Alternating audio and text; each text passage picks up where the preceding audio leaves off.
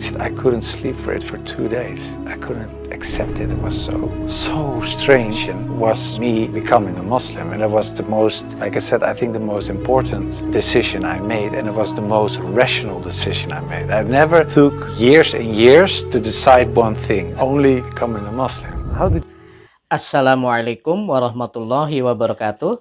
Alhamdulillahilladzi arsala rasulahu bil huda wa dinil haqq liyuzhinahu 'ala dini kullihi wa kafa billahi syahida.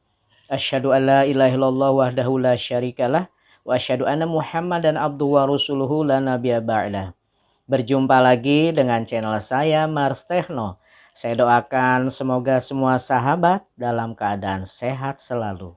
Pada video kali ini kami akan menampilkan bagian kedua dari kisah mualaf seorang politisi anti-Islam Belanda, yaitu Joram Van Klaveren. Berawal dari keinginannya untuk menulis sebuah buku anti-Islam. Namun akhirnya beliau mendapatkan hidayah dari Allah Subhanahu wa Ta'ala. Nah sahabat, bagaimana video selengkapnya? Kita saksikan saja dan saya akan sedikit mereaksinya.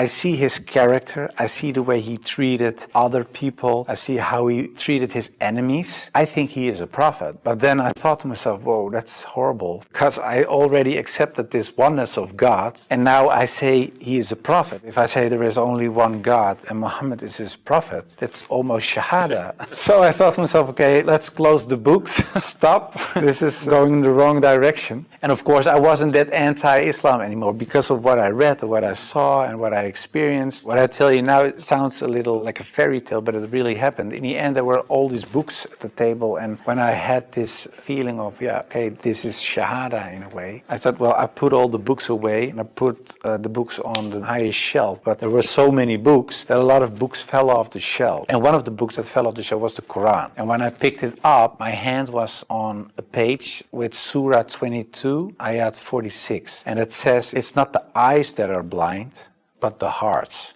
And I thought to myself, that really is my problem, because it wasn't the eyes. I really could see what I written down myself. Nobody forced me to write this book. Nobody said you have to write this or that. I started writing myself, and I could see it with my own eyes, but I still couldn't accept the fact that I said he is a prophet, there is this one God. I just couldn't. So it wasn't my eyes that were blind, but it was really my heart. I couldn't accept it. I think my nafs or whatever, my ego, I couldn't accept it. And I said, well, God, I don't care if it's the God from the Bible or the Quran, give me a sign or something so that I 100% sure know this is the way. And I went to bed, but when I woke up, I felt very secure in myself. I really felt very secure. I've never been more secure about anything else. The whole anxiety or the whole doubting issue, it disappeared like snow for the sun. And I thought to myself, well, I think I'm a Muslim. Well, and then of course I had to tell other people. What was the reaction of the people around you when you became Muslim?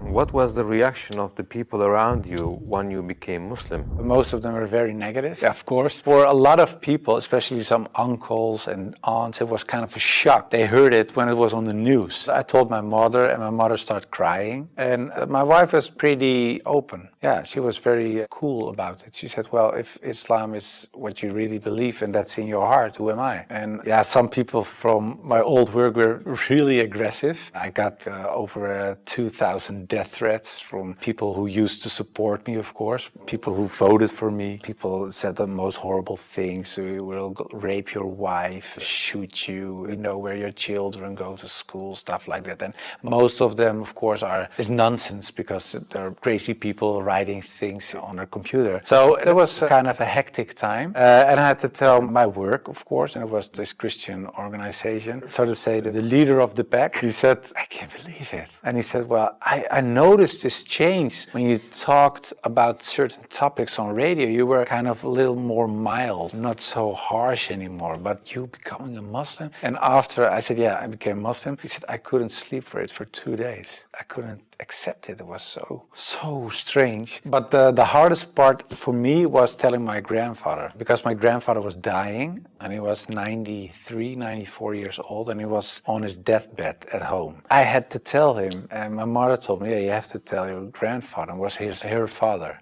So I said, well, then you have to come with me, kind of like a shield. And I just said, well, grandfather, I became a Muslim. And then he closed his eyes. And I thought he stopped breathing because, he was so old. And he really stopped breathing for a while. And then he started breathing again, and he looked at me and he said, well, at least you didn't become a Catholic. So it was very funny. The last thing, and my old boss from the radio, he said, well, but how do we know that you're not becoming Hindu one day or something else? And I told him, well, I never chose a religion one time, and it was when I became a Muslim. Before that, I didn't choose my religion. I was born in a Christian family. I was raised in a Christian way, and I'm very grateful for all the good things that it brought me, but it was not my decision. And the only time I made a decision was me becoming a Muslim. And it was the most, like I said, I think the most important decision I made, and it was the most rational decision I made. I never took years and years to decide one thing, only becoming a Muslim. How did you feel when you made your first Salah? It's, of course, a beautiful moment, but very strange as well. Because as a Christian, you're not used to pray like that. You pray with your hands together and perhaps on your knees in front of your bed or something. But I think it's very beautiful that you really prostrate, so you really bow down in the deepest way for your Lord. So that's a very humbling, beautiful thing, I think. And that, it made me feel very happy. What were the three biggest challenges you faced when you converted to Islam? Well, becoming a Muslim, of course, was a big challenge because I had to tell the world and family, and that was a big challenge. The part of thinking that it would be very hard to become a Muslim, because especially as a Protestant Christian, there aren't so many things you have to do in a religious sense. As a Muslim, in terms of practice, it is required to pray 5 times a day. It's required to eat in a certain way. It is required to think in a certain way. You have to be the best in a way every moment because of your relation with your Creator, and because of the fact that you have to pray 5 times a day. It's a constant reminder in a way of the Creator. So that makes you much more aware of the fact that you have a Lord than as a Christian. That's how I experience. And I thought to myself, whoa, 5 times a day praying, I cannot do this, I cannot do that, I have to do. So that made it hard in the head. But after I became Muslim, it wasn't hard at all. Are you raising your kids as Muslims? Well, you try, of course. I don't know, when you're really raised as a Muslim, I think it's a very difficult job, especially in these times. Of course, when I married, I wasn't a Muslim. You promise in a way that you raise your children as Christians. So after I became Muslim, I'm not raising my children as Christians, of course. If the kids have questions about Christianity, they ask my wife, they get Christian answers. And if they come to me, they get Islamic answers. But most of the time, she says, ask your father. And my wife cooks halal for everybody, so that's very sweet. She says, well, I'm not going to cook 5 meals, so everybody eats the same. You want halal, everybody eats halal. So in a way, it's like an organic process. What was your heaviest and most regretful expression that you used for Islam? I think Islam is a lie, because that's something I used to say. Islam is a lie, the Quran is poison. But when I said Islam is a lie, that's the whole religion and everything that comes with it. So that's like the highest level of jahiliyyah in a way.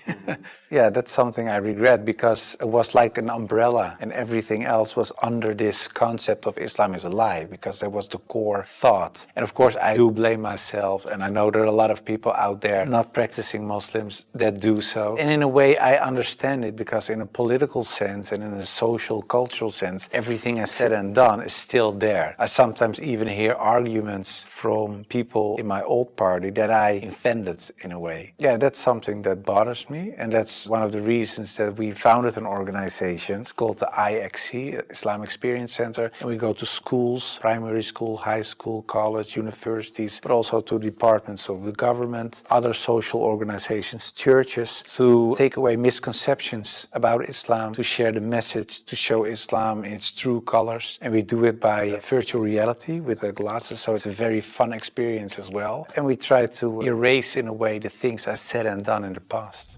How should people research about Islam?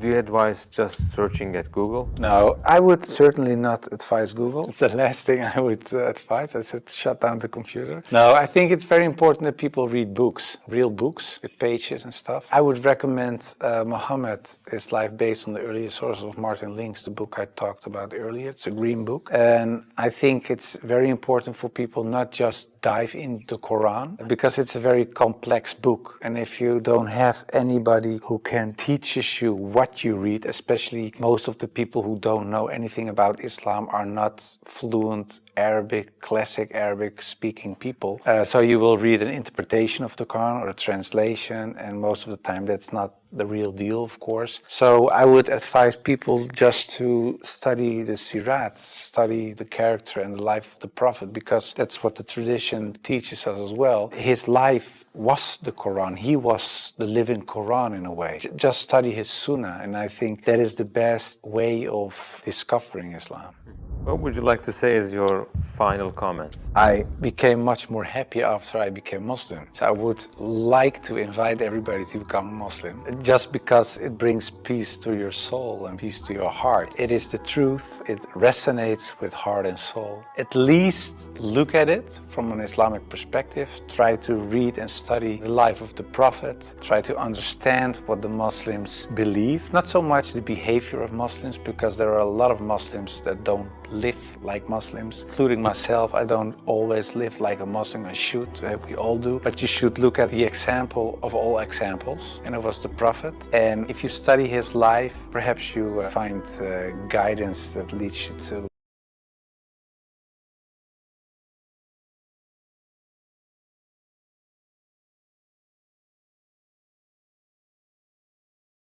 Masya Allah, sebuah kisah Revert Islam yang sangat menarik saat beliau sedang mempertimbangkan untuk menghentikan menulis buku untuk menjelek-jelekan Islam, karena ia telah meneliti dan bertanya tentang Islam pada ulama. Begitu gamblangnya kebenaran Islam sudah diketahuinya, namun masih ada keraguan dalam dirinya. Ketika ia sedang merapikan buku-buku yang berserakan di meja, dia meletakkan buku-buku tersebut di rak lemari yang paling atas, dan tiba-tiba banyak buku yang berjatuhan karena memang terlalu banyak buku di rak tersebut. Salah satu buku yang jatuh tersebut adalah Al-Quran dan terjemahannya.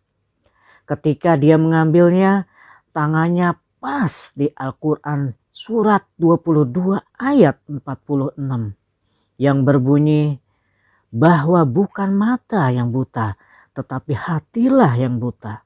Saya berpikir inilah inti masalah saya, ujarnya. Karena itu bukan buta mata. Saya benar-benar bisa melihat apa yang saya tulis sendiri. Tidak ada yang memaksa saya untuk menulis buku ini. Saya menulis buku ini sendiri dan mengetahui kebenaran Islam, tetapi tidak bisa menerima apa yang saya katakan sendiri. Bahwa dia, Muhammad, adalah seorang nabi. Hanya ada satu Tuhan di dunia. Saya tidak bisa mengikuti ajaran tersebut. Jadi bukan mataku yang buta, tetapi benar-benar hatiku yang bermasalah. Jiwa saya yang bermasalah, ujarnya. Di tengah-tengah kegalauannya tersebut, akhirnya beliau memberanikan diri untuk menerima Islam, bersyahadat dengan mengucapkan 2 kalimat syahadat. Asyhadu an la ilaha illallah wa asyhadu anna Muhammadan abduhu wa rasuluh. Aku bersaksi bahwa tiada Tuhan selain Allah, dan aku bersaksi bahwa Nabi Muhammad adalah utusan Allah dan hamba Allah. Nah sahabat, mungkin itu saja sedikit video reaksi dari saya. Mudah-mudahan memberi manfaat bagi kita semua dan menambah keimanan. Wabillahi taufik wal hidayah. Wassalamualaikum warahmatullahi wabarakatuh.